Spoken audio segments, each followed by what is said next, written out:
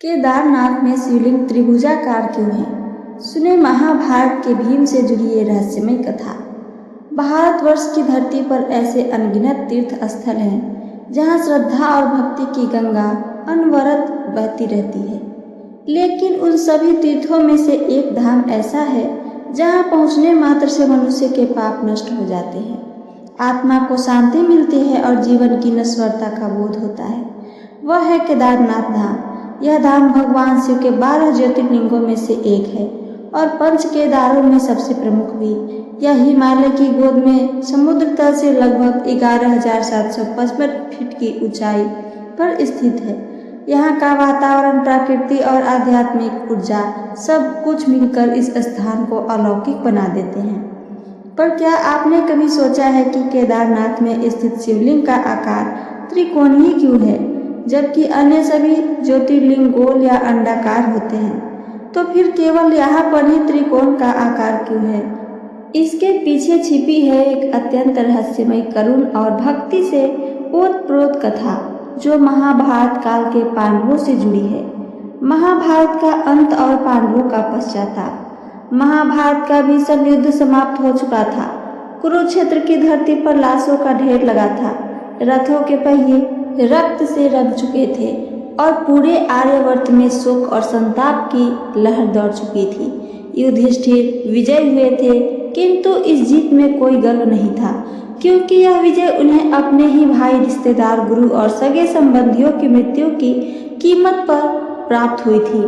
राजगद्दी पर बैठने के बाद भी युधिष्ठिर के हृदय में शांति नहीं थी। हर रात उन्हें दुस्वप्न आते। अभिमन्यु, दुर्योधन, कर्ण, भीष्म, द्रोणाचार्य और कितनों की छवि उनके मन को मथती रहती। भीम, अर्जुन, नकुल और सहदेव सभी अंदर से टूट चुके थे। एक दिन हस्तिनापुर की सभा में कुछ ऋषि, मुनि और ब्राह्मण पधारे। उन्होंने कहा, हे राजन, तुम धर्मराज कहलाते हो, किंतु तुम्हारा धर्म युद्ध के नाम पर अपनों का संहार कर बैठा। इस महापाप से मुक्ति केवल एक ही उपाय से संभव है। शिव की शरण में जाकर क्षमा याचना करो। यह सुनते ही युधिष्ठिर के नेत्र भर आए। उन्होंने सभी भाइयों और द्रौपदी से कहा, अब समय आ गया है कि हम राज सिंहासन, वैभव और सुविधाएं त्याग कर भगवान महादेव की शरण लें। शिव की खोज में पांडवों की यात्रा प्रारंभ हुई। पांडवों ने अपना सब कुछ त्याग दिया। वे ऋषियों से शिवजी की उपासना की विधि जानकर हिमालय की ओर निकल पड़े। उनके साथ द्रौपदी भी थी। सबके पांव नंगे थे, शरीर पर भस्म लगी थी और मुख पर केवल शिव नाम की माला थी। शिवजी जो सर्वज्ञ हैं, उन्होंने पांडवों के आने की बात जान ली, लेकिन उन्होंने सोचा इनकी परीक्षा अवश्य लेनी चाहिए। देखना होगा कि इनका पश्चाताप कितना सच्चा है।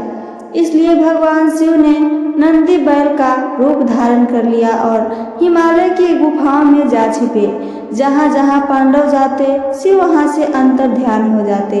उन्होंने हरिद्वार, उत्तर काशी, गंगोत्री, बद्रीनाथ और अंततः केदार क्षेत्र तक की यात्रा की, लेकिन शिवजी के दर्शन नहीं हो पाए।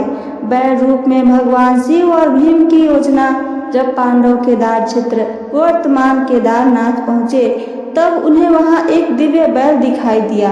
उसकी कांति अलौकिक थी, नेत्रों से करुणा टपक रही थी और चलने की गति भी असाधारण थी। युधिष्ठिर बोले, यह कोई साधारण पशु नहीं है। मेरा मन कहता है कि यही शिव हैं। भीम ने तुरंत योजना बनाई। उन्होंने विशाल पर्वत के 2 सिरों पर पैर रखकर मार्ग को अवरुद्ध कर दिया, जिससे बैल भाग न सके।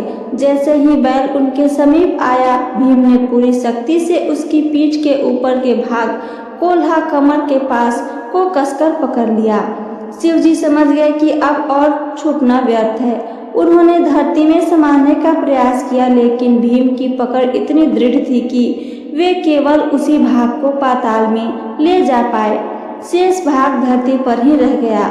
वही भाग त्रिकोणाकार शिवलिंग के रूप में प्रकट हो गया। शिव का प्रसन्न होना और पापों का क्षालन करना। जब भगवान शिव ने देखा कि पांडव सच में भक्ति और पश्चाताप से परिपूर्ण है, तो उन्होंने अपने दिव्य स्वरूप में प्रकट होकर कहा, हे धर्मपुत्र युधिष्ठिर, हे महाबली भीम, हे वीर अर्जुन, हे विनयी नकुल और सहदेव, मैं आप सबकी तपस्या और भक्ति से प्रसन्न हूँ। तुम्हारे हृदय में जो ग्लानि है वह तुम्हारे पवित्र हृदय को प्रमाणित करती है। अब तुम सभी पापों से मुक्त हो गए हो। पांडवों ने वहां शिव जी की पूजा की। द्रौपदी ने पुष्पांजलि अर्पित की और शिव को प्रसन्न करने के लिए रुद्राष्टक, शिव तांडव और महामृत्युंजय मंत्रों का जाप किया। शिव जी ने आशीर्वाद देते हुए कहा, यह धाम अब केवल तुम्हारा ही नहीं रहेगा, बल्कि युगों युगों तक समस्त मानवता का मोक्ष द्वार बनेगा। जो भी यहाँ आएगा वह अपने समस्त पापों से मुक्त हो जाएगा। पंच केदार की स्थापना के बारे में आइए जानें। इस घटना के बाद भगवान शिव के अन्य भाग भी विभिन्न स्थानों पर प्रकट हुए, जिन्हें आज पंच केदार नाम से जाना जाता है। पहला केदारनाथ पीठ त्रिकोणाकार शिवलिंग, दूसरा तुंगनाथ बाहें, तीसरा रुद्रनाथ मुख है वहाँ पे, चौथा मध्य महेश्वर नाभि है वहाँ पे, पांचवा कल्पेश्वर जटाएं हैं भगवान की वहाँ पे। पांडवों ने इन सभी स्थलों पर भगवान शिव की आराधना की और अंत में हिमालय की ऊंचाइयों में तप करते हुए देह त्याग दी। केदारनाथ की वर्तमान महिमा और रहस्य आज भी केदारनाथ धाम का वातावरण इतना दिव्य है कि वहां पहुंचते ही आत्मा की गहराइयों तक कंपन हो जाता है। जहां शिवलिंग त्रिकोणाकार है, जो बैल की पीठ का प्रतीक है, और यह रूप स्वयं शिव जी की लीला का प्रतीक है। 6 महीने यह धाम बर्फ से ढका रहता है और फिर अक्षय तृतीया के दिन कपाट खुलते हैं। सर्दियों में भगवान केदारनाथ को ओमकारेश्वर मंदिर ऊखीमठ ले जाया जाता है। इस सब की समाप्ति में हमें क्या प्रेरणा मिली, आइए ये जानें। केदारनाथ केवल एक मंदिर नहीं, एक अनुभव है। यह हमें सिखाता है पश्चाताप में शक्ति होती है। भक्ति और निष्ठा से शिव स्वयं प्रकट होते हैं। प्रायश्चित और क्षमा दोनों ही मोक्ष का मार्ग है। आज भी जब कोई भक्त केदारनाथ जाता है और उस त्रिकोणाकार शिवलिंग को देखता है, तो वह केवल एक पत्थर नहीं देखता, बल्कि महाभारत के महान योद्धाओं के पश्चाताप, शिव की करुणा और सनातन धर्म की अमरता को महसूस करता है। आपने सुनी केदारनाथ धाम के त्रिकोणीय शिवलिंग से जुड़ी वह रहस्यमय कथा, जो केवल पौराणिक ही नहीं बल्कि आत्मा को छू लेने वाली है।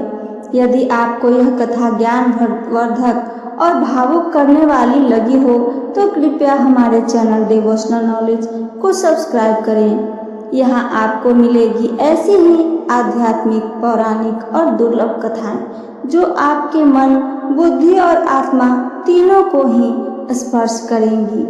वीडियो को लाइक करना ना भूलें। कमेंट में हर हर महादेव लिखकर शिव भक्ति का संकल्प लें और इसे अपनों तक जरूर पहुँचाएं, क्योंकि भक्ति बांटने से ही बढ़ती है। हर हर महादेव।